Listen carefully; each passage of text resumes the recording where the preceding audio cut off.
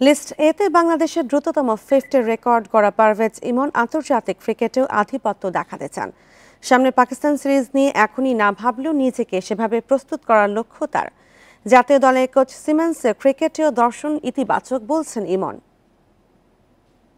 Bundle থাকলে প্রতি সেনমানিতে টাকা বাঁচবে। বিকাশ সেনমানি বান্ডেল কিনে জিতুন প্রতি লেনদেনে।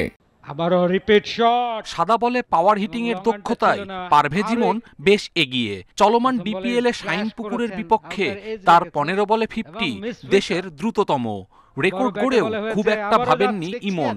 তবে দলের প্রয়োজনে এমন ইনিংস স্পেশাল। নাবায়ের প্রতি সুবিচার করছেন পারভেজ। আমাদের একটা রান রেটের ব্যাপার আছে, যেহেতু আমরা চ্যাম্পিয়ন রেসে আছি। সো মাথায় ওইটা ছিল যে আর্লি খেলাটা শেষ করতে হবে। এটা টি20টা ছিল ডিফারেন্ট। সো অবশ্যই এই ধরনের ইনিংস খেললে অবশ্যই কনফিডেন্স বিল্ড আপ। ওডিআই অভিষেক হয়নি, টি20তে খেলেছেন 7 ম্যাচ। আপাতত ডিপিএল এ মনোযোগী ইমন।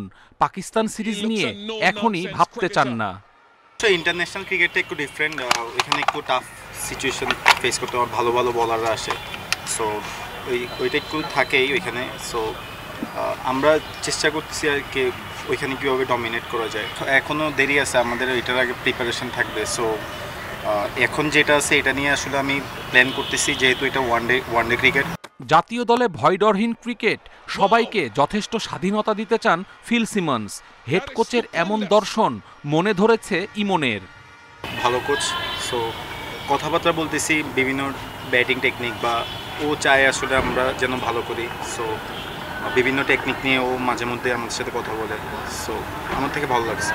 গেল বিপিএল এ 13 ম্যাচে 338 রান। এবার ডিপিএল এও ফর্মে আছেন। আন্তর্জাতিক ক্রিকেটে ধারাবাহিকভাবে ভালো করার লক্ষ্য ইমনের। কপিল পাল, ইন্ডিপেন্ডেন্ট নিউজ।